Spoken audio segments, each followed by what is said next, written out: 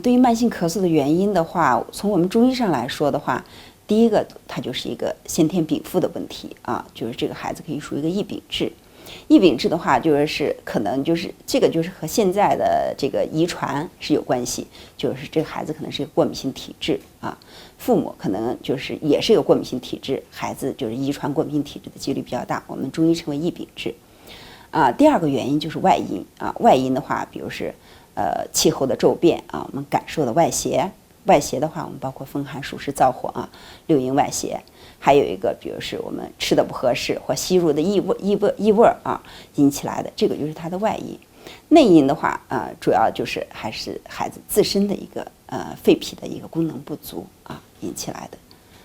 的。从西医的角度来说，慢性咳嗽的一个原因的话比如是它的一个感染后咳嗽啊，比如是呼吸道感染以后没有彻底的一个治疗。没有彻底的治愈啊，引起的感染后咳嗽，还有一个就是上呼吸道咳嗽综合征，也叫鼻后滴流综合征，这个也是引起慢性咳嗽的一个主要的一个原因。还有比如胃食管反流啊，还有一个过敏性咳嗽啊，这个都是引起慢性咳嗽的一个原因。但是咱们中医不说，中医主要是一个辨证啊，我们辨证论治